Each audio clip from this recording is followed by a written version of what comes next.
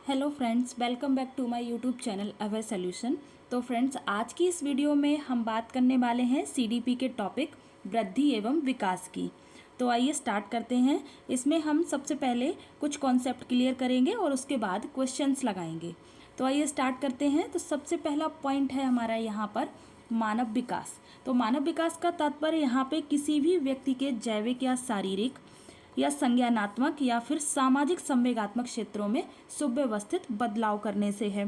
तो सुव्यवस्थित का मतलब यहाँ पर है कि जो मानव का विकास है वो इसी क्रम में होता है। सबसे पहले जैविक या शारीरिक विकास होता है, उसके बाद संज्ञानात्मक विकास होता है और फिर सामाजिक संवेगात्मक विकास होता है। अगला पॉइंट है हमारा बाल विकास। बाल विकास का तात्पर्य यहाँ पर बालक के विकास से है। किसी भी बालक के गर्भ धारण से लेकर किशोरावस्था तक के होने वाले परिवर्तनों का जो भी विकास है वो बाल विकास के अंतर्गत आता है। अब बाल विकास के 3 क्षेत्र बताए गए हैं। किसी भी व्यक्ति के विकास के 3 क्षेत्र यहाँ पर बताए गए हैं। तो पहला पॉइंट है हमारा जैविक शारीरिक क्षेत्र, जिसमें कि व्यक्ति के शरीर के आकार, दिखावट, कार्यप्रणाली, गतिक क्षमताओं, मस्तिष्क का विकास, ऊंचाई तथा भार में वृद्धि आदि परिवर्तनों का अध्ययन जैविक शारीरिक क्षेत्र के अंतर्गत किया जाता है। अगला पॉइंट है हमारा संज्ञानात्मक क्षेत्र। संज्ञानात्मक का संबंध यहाँ पर बुद्धि से होता है। ऐसा विकास जिसमें व्यक्ति की बौद्धिक क्षमताएं, अधिगम, अवधान, स्मृति, तर्कना, चिंतन या समस्या समाधान करने की क्षमता, कल्पना करना, सृजनात्मकता तथा भाषा विकास में परिवर्तन आदि शामिल होता है, वह संज्ञानात्मक क्षेत्र के अंतर्गत आता है। अगला पॉइंट है हमारा सामाजिक संवेगात्मक क्षेत्र।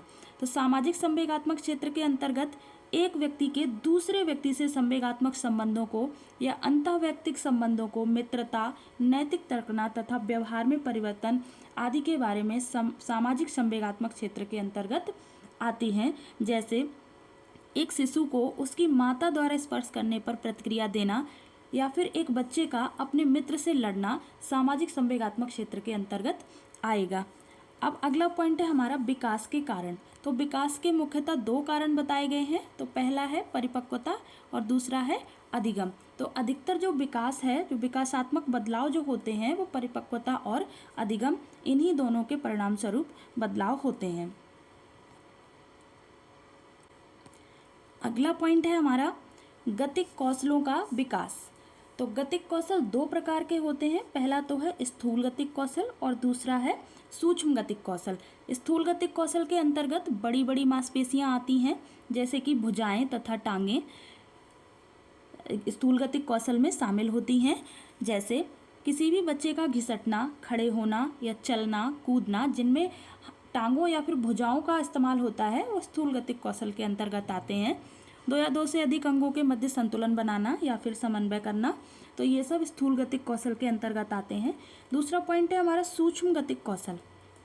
तो सूक्ष्म गतिक कौशल में छोटी छोटी मांसपेशियां आती हैं, जैसे कि हाथों व पैरों की उंगलियां, आँखें तथा अन्य क्षेत्र सूक्ष्म गतिक कौशल के अंतर्गत शामिल होते हैं। सूक्ष्म गतिक कौशल की जो क्रियाएं हैं वो स्थूल गतिक कौशल की अपेक्षा अधिक जटिल होती हैं।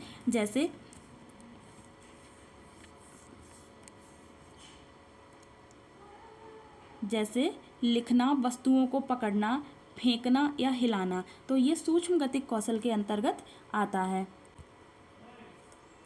अगला पॉइंट है हमारा कि शारीरिक वृद्धि के सिद्धांत। तो वृद्धि एवं विकास के 2 सिद्धांत बताए गए हैं, जिसमें पहला सिद्धांत है हमारा सिर पदाभिमुख सिद्धांत, यानी कि सिर से पैर की ओर जो विकास होता है वो सिर पदाभिमुख सिद्धांत में आता है। इसमें विकास ऊपर से नीचे या फिर सिर से पैर की ओर होता है। यही कारण है कि बच्चे चलना सीखने से पहले हाथों को हिलाते हैं। तो ये सिर पदाभिमुख सिद्धांत के अंतर्गत शारीरिक वृद्धि का सिद्धांत आएगा। दूसरा पॉइंट है हमारा समीप दूराभिमुख सिद्धांत। इसका तात्पर्य है यहाँ पर कि पास से दूर की ओर, यानी कि जो शरीर का मध्य भाग है वो बाहरी भागों से पहले विकसित होता है। इसका अर्थ है कि मेरुदंड शरीर के बाहरी भागों से पहले विकसित होता है। जैसे किसी भी बच्चे में भुजाओं का विकास हाथों से पहले हो जाता है। तो ये थे शारीरिक वृद्धि के 2 सिद्धांत, जिसमें हमने पढ़ा सिर पदाभिमुख सिद्धांत और समीप दूराभिमुख सिद्धांत। अब इसके बाद हम क्वेश्चन करते हैं। चलिए स्टार्ट करते हैं। तो फर्स्ट क्वेश्चन है हमारा यहाँ पर कि कि मानव विकास को क्षेत्रों में विभाजित किया जाता है। तो पहला ऑप्शन है यहाँ पर शारीरिक, संज्ञानात्मक, संवेगात्मक और सामाजिक। दूसरा ऑप्शन है यहाँ पर संवेगात्मक, संज्ञानात्मक, आध्यात्मिक और सामाजिक मनोवैज्ञानिक। अगला ऑप्शन है मनोवैज्ञानिक, संज्ञानात्मक या संवेगात्मक या शारीरिक। लास्ट ऑप्शन है शारीरिक, आध्यात्मिक, संज्ञानात्मक या फिर सामाजिक। तो अभी हमने पढ़ा था कि मानव विकास के जो 3 क्षेत्र बताए गए थे, जिसमें हमने पढ़ा था शारीरिक, संज्ञानात्मक और संवेगात्मक या सामाजिक।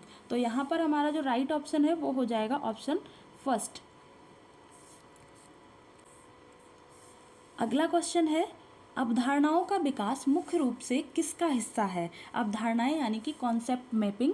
तो इसका जो संबंध है, कॉन्सेप्ट जो है वो व्यक्ति अपनी बौद्धिक क्षमताओं के अनुसार बनाते हैं। तो यहाँ पर हमारा जो राइट आंसर है वो हो जाएगा बौद्धिक विकास। अवधारणाओं का जो विकास है वो बौद्धिक विकास का हिस्सा होता है। नेक्स्ट क्वेश्चन है कि एक विद्यार्थी अपने समकक्ष व्यक्तियों के समूह के प्रति आक्रामक व्यवहार करता है और विद्यालय के मानदंडों को नहीं मानता है। तो इस विद्यार्थी को डैश में सहायता की आवश्यकता है। तो इस विद्यार्थी को किस क्षेत्र में सहायता की आवश्यकता है? तो यहाँ पर जो इसका राइट आंसर है वो हो जाएगा भावात्मक क्षेत्र, यानी कि वह अपनी भावनाओं पर कंट्रोल नहीं कर पाता है, इसलिए वह आक्रामक व्यवहार करता है। तो इस कंडीशन में विद्यार्थी को भावात्मक क्षेत्र में सहायता की आवश्यकता होती है। नेक्स्ट क्वेश्चन है कि निम्नलिखित में से कौन सा सूक्ष्म गतिक कौशल का उदाहरण है? तो अभी हमने पढ़ा था स्थूल गतिक कौशल और सूक्ष्म गतिक कौशल। सूक्ष्म गतिक कौशल में हमने पढ़ा था कि जिसमें छोटी छोटी मांसपेशियों का इस्तेमाल किया जाए। तो इसका जो राइट आंसर है वो हो जाएगा लिखना। लिखना सूक्ष्म गतिक कौशल के अंतर्गत आएगा, जिसमें हम उंगलियों का इस्तेमाल करते हैं। नेक्स्ट क्वेश्चन है हमारा यहाँ पर कि जो गतिकी विकास है या प्रेरक विकास है का समीप दूराभिमुख सिद्धांत है, इसका आशय किससे है? तो यहाँ पर पहला दिया गया है ऑप्शन, विकास पैर से सिर की ओर अभिमुख होता है। तो यहाँ पर पैर से सिर की ओर के विकास का सिद्धांत सिर पदाभिमुख सिद्धांत है, जो कि यहाँ पर नहीं पूछा गया है। यहाँ पर हमें पूछा गया है समीप दूराभिमुख सिद्धांत, यानी कि पास से दूर की ओर या फिर मध्य भाग से बाहरी भाग की ओर। तो यहाँ पर हमारा जो ऑप्शन है वो सही हो जाएगा कि विकास जीव के केंद्र से परिधि की ओर अग्रसर होता है।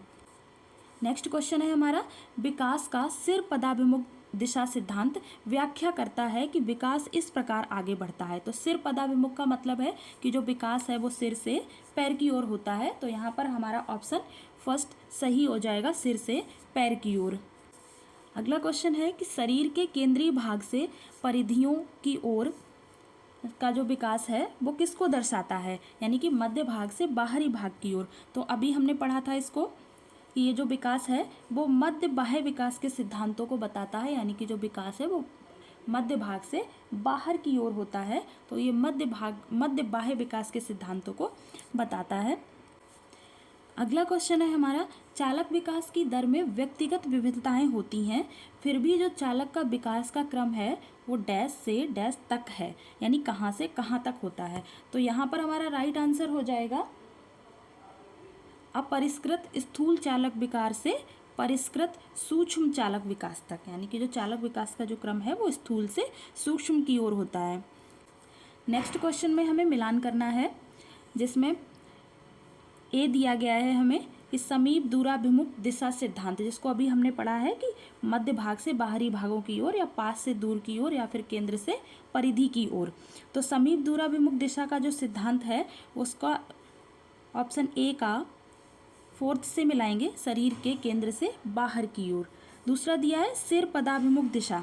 सिर पदाभिमुख का मतलब है सिर से पैर की ओर। तो बी का सेकंड से मिला देंगे, सिर से पैर का क्रम। अब तीसरा दिया गया है कि अंतर्व्यक्तिक भिन्नताएं। तो जो अंतर्व्यक्तिक भिन्नताएं होती हैं उनका संबंध होता है विभिन्न बच्चे विभिन्न दर से बढ़ते हैं, यानी कि बहुत से बच्चों के बीच बहुत सी भिन्नताएं होती हैं और वो भिन्न भिन्न दर से बढ़ते हैं। ये अंतर्व्यक्तिक भिन्नताओं के अंतर्गत आएगा। अगला है डी, अंतराव्यक्तिक भिन्नताएं। तो अंतराव्यक्तिक भिन्नताएं किसी अकेले बच्चे से संबंधित होती हैं। तो डी का थर्ड से हो जाएगा, किसी अकेले बच्चे में विकास के एक क्षेत्र की अपेक्षा दूसरी में भिन्न हो सकती हैं। तो यहाँ पर हमारा जो राइट आंसर है वो हो जाएगा ऑप्शन फोर्थ, ए का चौथा बी का दूसरा और सी का फर्स्ट, डी का थर्ड। नेक्स्ट क्वेश्चन है हमारा कि जब विकास के किसी भी क्षेत्र विशेष में बच्चे की क्षमता कम है तो यहाँ पर जो राइट आंसर है वो हमारा हो जाएगा, अगर किसी भी बच्चे के विकास के किसी भी क्षेत्र विशेष में बच्चे की क्षमता अगर कम है तो उसका जो प्रभाव है वो विकास के सभी क्षेत्रों पर पड़ता है, विकास के सभी क्षेत्रों पर उसका प्रभाव पड़ता है। अगला क्वेश्चन है, बच्चे के उचित विकास को सुनिश्चित करने के लिए उसका जो स्वस्थ शारीरिक विकास एक महत्वपूर्ण पूर्व आवश्यकता है, यानी शारीरिक विकास की आवश्यकता सबसे पहले है। तो यह कथन, अब यह कथन सही है या गलत है? तो यहाँ पर हमारा जो आंसर है वो सही हो जाएगा, ऑप्शन सेकंड सही है, क्योंकि शारीरिक विकास विकास के सभी पक्षों के साथ अंतः संबंधित होता है। तो ये एक छोटा सा टॉपिक था वृद्धि एवं विकास का, जिसमें हमने कॉन्सेप्ट क्लियर किया और उसके बाद कुछ क्वेश्चंस को किए।